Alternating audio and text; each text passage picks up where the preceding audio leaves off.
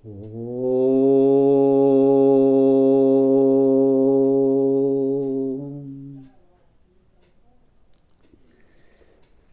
14ನೆಯ ದಿನ. ಮುದ್ದುರಾಮ ಮಂಜರಿಯ ಒಂದು ಪರಿಚಯ.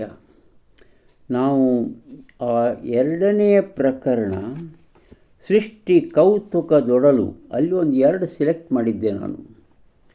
ಅಕ್ಕಿಯೊಂದೇ ಮೂಲ ಎನಿತು ಬಗೆ ಮೃಷ್ಟಾನ್ನ, ಗಾಳಿವಾಹಕವಾಗಿ ಎಷ್ಟೊಂದು ಕಂಪು, ಜಲನೂರು ಮರದಲ್ಲಿ 100 ಬಗೆ ಫಲರಸವೋ, ಸೃಷ್ಟಿಯೇ ವೈವಿಧ್ಯ ಮುದ್ದುರಾಮ. ಎಲ್ಲ ಅರ್ಥ ಆಗ್ತವೆ ಚೆನ್ನಾಗಿ.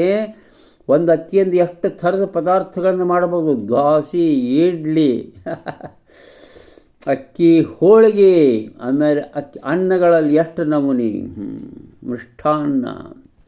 ಗಾಳಿಯೊಳಗೆ ವಾಸನೆ ಎಷ್ಟು ನಮೂನಿ ಬರ್ತದೆ. ಸೂಕ್ಷ್ಮ ಮೂಗಿನ ಸಂವೇದನೆ ಇದ್ದವ್ರಿಗೆ ಗೊತ್ತಾಗ್ತದೆ. ಆಮೇಲೆ ನೀರು, ಇದರ ಗಿಡಗಳಲ್ಲಿ ಮಾವಿನ ಹಣ್ಣು, ಕಹಿಯಾದ ಹಣ್ಣುಗಳು, ಸಿಹಿಯಾದ ಹಣ್ಣುಗಳು, ಏನೋ ಅಂತಾರಲ್ಲ ಹಗುರಾದ ಹಣ್ಣುಗಳು, ಎಷ್ಟು ನಮೂನಿ ಅವು ನೀರು ಹೊಕ್ಕು ಭೂಮಿಯಿಂದ ಎಳ್ಕೊಂಡು ಹೋಗಿ ಅವು ಹಣ್ಣುಗಳಾಗ್ತವೆ. ಸೃಷ್ಟಿಯೇ ವೈವಿಧ್ಯ ಮುದ್ದುರಾಮ.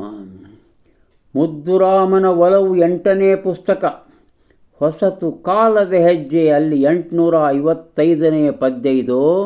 ಇಲ್ಲೇ ಕೇವಲ 66ನೆಯ ಪದ್ಯ ಮುದ್ದುರಾಮ ಮಂಜರಿಯಲ್ಲಿ. ಇನ್ನೊಂದಿದೆ ನೋಡಿ. ಹುಲಿ ಹುಲ್ಲ ಮೇಯುವುದೇ, ಗಜ ಅಡಗು ತಿನ್ನುವುದೇ, ಪ್ರಾಣಿ ವರ್ಗದಲ್ಲೆಂಥ ಅನ್ನ ವೈವಿಧ್ಯ, ಈ ಸೃಷ್ಟಿ ಮಾಟದಲ್ಲಿ ಒಂದರಂತೊಂದಿಲ್ಲ, ಯಾರ ಕೈಲಿದೆ ಕೀಲಿ ಮುದ್ದುರಾಮ. ಹುಲಿ ಸಣ್ಣ ಪ್ರಾಣಿ, ಆನೆ ದೊಡ್ಡ ಪ್ರಾಣಿ ಇದ್ದರೂ ಹುಲ್ಲು ತಿಂತದ. ಹುಲ್ಲು ತಿಂತದನು ಇಲ್ಲ. ಅಂದರೆ ಎಷ್ಟು ನಮೂನಿ ವಿವಿಧತಾ ಇದೆ ಎಂಬುದನ್ನು ಇಲ್ಲಿ ಎತ್ತಿ ಹೇಳ್ತಾ ಇದ್ದಾರೆ. ಈ ಸೃಷ್ಟಿಯ ಮಾಟದಲ್ಲಿ ಎಷ್ಟು ಒಂದರಂಗ ಒಂದಿಲ್ಲ ಅಂತ ಹೇಳ್ತಾರೆ. ಯಾರಪ್ಪ ಇದನ್ನೆಲ್ಲ ಕಿಲಿಕ ಇಟ್ಟವರು? ಯಾರು? ನಿಮಗೆ ಚಿಂತನೆಗೆ ನಿಮಗೆ ಬಿಟ್ಟು ಬಿಡ್ತಾರೆ. ಇದು ಮುದ್ದುರಾಮನ ಒಲವು 8ನೇ ಸಂಕಲನದಲ್ಲಿರುವಂಥ 8ನೇ ಪ್ರಕರಣ, ಹೊಸತು ಕಾಲದ ಹೆಜ್ಜೆ. 861ನೇ ನಂಬರು, ಇಲ್ಲೇ 68ನೇ ನಂಬರು. ನಾವೀಗ ಮುಂದಿನ ಪ್ರಕರಣ 3ನೇ ಪ್ರಕರಣಕ್ಕೆ ಹೋಗ್ತಾ ಇದ್ದೇವೆ. ಶಿರೋನಾಮೆ ಅದ್ಭುತ, ಅಧ್ಯಾತ್ಮದ ಶಿರೋನಾಮೆ. ಅಧ್ಯಾತ್ಮದ ಶಿರೋನಾಮೆ ಇಷ್ಟೇ ಅಲ್ಲ, ಇದರ ಒಳಗಿರುವಂತಹ 64 ಚೌಪತಿಗಳು ಒಂದು ಅಧ್ಯಾತ್ಮವನ್ನು ಬೀರ್ತಾವೆ, ಅಧ್ಯಾತ್ಮವನ್ನು ಬೆಳಗ್ತಾವ. ಪೂರ್ಣತೆಯೇ ಪರಮಕಲೆ, ಪೂರ್ಣತೆಯೇ ಪರಮಕಲೆ. ಓಂ ಪೂರ್ಣಮದಃ ಪೂರ್ಣಮಿದಂ ಪೂರ್ಣಾತ್ ಪೂರ್ಣಂ ಉದಚ್ಯತೆ ಪೂರ್ಣಸ್ಯ ಪೂರ್ಣಮಾದಾಯ ಪೂರ್ಣಮೇವಾವಶಿಷ್ಯತೆ ಅನ್ನುವಂಥದ್ದೇನು ಮಹಾನ್ ಶ್ಲೋಕದಲ್ಲ, ಅದರ ಒಂದು ಒಳಗಿನ ಭಾವ ಇಲ್ಲೆಲ್ಲ ಇದೆ. ಏನಪ್ಪ ಇದು ಅಂತಂದ್ರೆ, ಇಲ್ಲಿ ಅದ್ಭುತವಾದಂಥ ಒಂದು ಪ್ರಕರಣ. ಇಲ್ಲಿ ಕಲೆ, ಇದು ಪರಮಕಲೆ, ಶ್ರೇಷ್ಠ ಕಲೆ. ಕಲೆ ಅಂದ್ರೇನು? ಕಲೆ ಇದು ಸಂಸ್ಕೃತದಲ್ಲಿಯೂ ಬಳಕೆ ಇದೆ, ಕನ್ನಡದಲ್ಲಿಯೂ ಬಳಕೆ ಇದೆ. ದೇಶೀಯ ಶಬ್ದವಾಗಿ ಕೂಡು, ಸೇರಿಸು, ಹಿಂಗೆ ಬಳಸು. ಸಂಸ್ಕೃತದಲ್ಲೇ ಸುಂದರವಾದ ವಿದ್ಯೆ, ಕುಶಲ ವಿದ್ಯೆ ಅಂತ ಅರ್ಥ. ಇದು ಪರಮಕಲೆ ವಿದ್ಯೆ ಅಂತ ಹೇಳ್ತಿದೆ.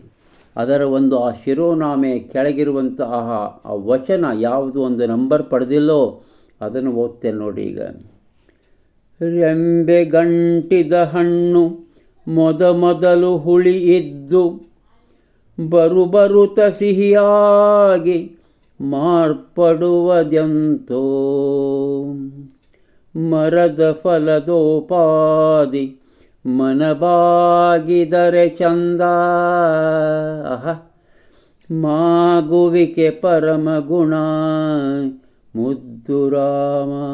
ಅದ್ಭುತವಾದ ಸಂದೇಶವನ್ನು ಕೊಡ್ತಾ ಇದೆ ಇದು. ಅದ್ಭುತ, ಎಲ್ಲ ಅರ್ಥ ಆಗ್ತವೆ.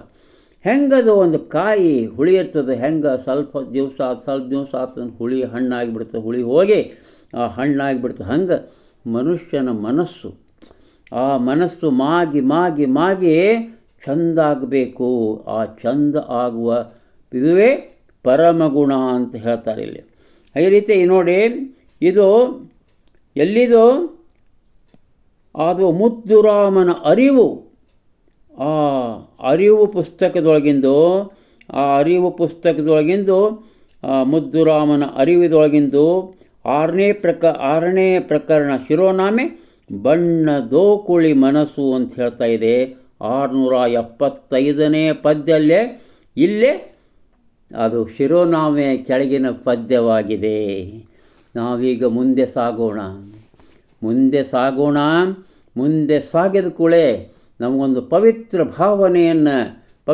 ಭಾವನೆಯನ್ನು ಕೊಡುವಂತಹ ಚೌಪದಿಗಳು ನಮಗೆ ಎದುರಾಗ್ತವೆ. ವಿಶೇಷ ಅಂದ್ರೆ ಪೂಜ್ಯ ಶ್ರೀ ಸಿದ್ದೇಶ್ವರ ಸ್ವಾಮಿಗಳ ಪರಿಚಯ ಆಯ್ತಲ್ಲ, ಆವಾಗನ ಅವರು ಮುದ್ದುರಾಮನ ಮನಸ್ಸು ಚೌಪದಿಗಳನ್ನು ಬರೆದು ಈ ಪುಸ್ತಕವನ್ನು 2003 ಅಂದರೆ ಒಂದು 4-5 ವರ್ಷದ ನಂತರ ಈ ಪುಸ್ತಕ ಪ್ರಕಟ ಆಯಿತು.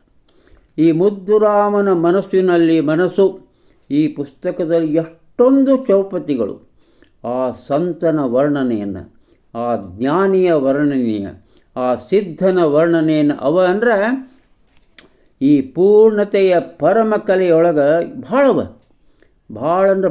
ಎಲ್ಲ ಅವ. ಇಲ್ಲೇ ಎಷ್ಟು ಒಳಗೆ ಅಂದರೆ ಪ್ರಾರಂಭದ ಒಳಹೊರಗು ಒಂದಾದ ನಿಲುಮೆ ಸಂತನ ಬದುಕು, ಸವಿಯೊಗರು ರುಚಿಯೊಂದೆ ಅವನ ನಾಲಿಗೆಗೆ, ಮಮತೆ ತಾಪಗಳಿಲ್ಲ ನನದೆನುವುದಿನಿತಿಲ್ಲ.